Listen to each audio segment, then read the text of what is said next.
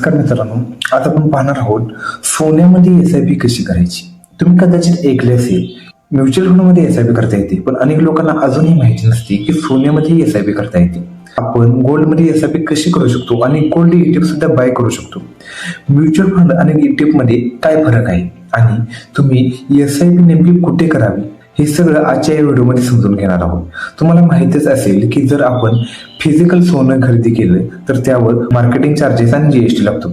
यापेक्षा एक better option म्हणजे गोल्ड म्युच्युअल फंड किंवा गोल्ड ETF. आज आपण गोल्ड म्युच्युअल फंड मध्ये प्रॅक्टिकली एसआयपी कशी स्टार्ट करायची ते पाहणार आहोत. तसेच गोल्ड म्युच्युअल फंड आणि गोल्ड ETF मधील फरक देखील समजून घेणार आहोत, जेणेकरून तुम्हाला कळेल कोणता पर्याय बेटर आहे. तुम्ही गोल्डमध्ये SIP Zerodha, Angel One, Groww अशा कोणत्याही ऍप मधून करू शकता. मी ग्रो ऍप्लिकेशन वापरतो, पण तुम्ही कोणतेही ऍप्लिकेशन वापरू शकता. आता मी ग्रो ऍप ओपन करतो. इथे तुम्हाला 4 ऑप्शन दिसतील: stocks, future and option, mutual fund आणि UPI. मी म्युच्युअल फंड वरती क्लिक करतो. इथे तुम्ही सर्च मध्ये इथे तुम्हाला गोल्ड म्युच्युअल फंड दिसतील. मी उदाहरणासाठी LIC म्युच्युअल फंड वरती क्लिक करतो. तुम्ही कोणत्याही फंड मध्ये इन्व्हेस्टमेंट करू शकता, पण इन्व्हेस्ट करण्यापूर्वी त्याची पूर्ण माहिती वाचणे खूप महत्त्वाचे आहे. हे तुम्ही 5 वर्षाचे रिटर्न्स आणि फंड परफॉर्मन्स पाहू शकता. आणि लक्षात ठेवा, इन्व्हेस्ट करताना नेहमी तुमचे फायनान्शियल ऍडवायझरचा सल्ला घ्या. जर तुम्ही स्क्रोल केले तर तुम्हाला rating, fund size, minimum SIP amount दिसेल. तसेच रेशो, एक्झिट लोड आणि टॅक्सची माहिती देखील दिसेल. उदाहरणार्थ या फंडचा एक्सपेन्स रेशो 0.44% आहे, तर एक्झिट लोड 1% आहे. म्हणजे जर तुम्ही 15 दिवसाच्या आत पैसे काढले तर 1% चार्जेस लागतात. हे सगळे डिटेल्स तुम्ही फंडमध्ये इन्व्हेस्ट करण्यापूर्वी पाहू शकता. आता सगळ्यात इम्पॉर्टंट गोष्ट म्हणजे होल्डिंग्स.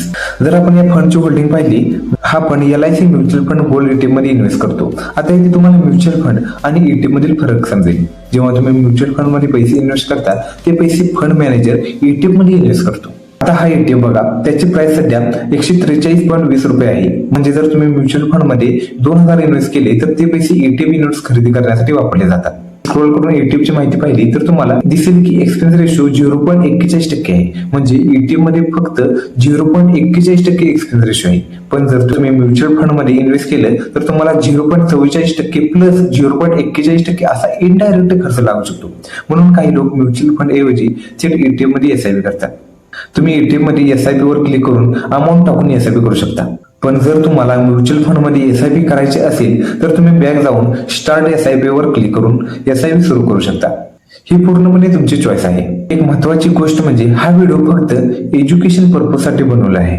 यामध्ये मी ज्या फंड मध्ये इन्व्हेस्टमेंट केली त्या फंड मध्ये तुम्ही इन्व्हेस्टमेंट करू शकता, पण तुम्ही स्वतः रिसर्च करा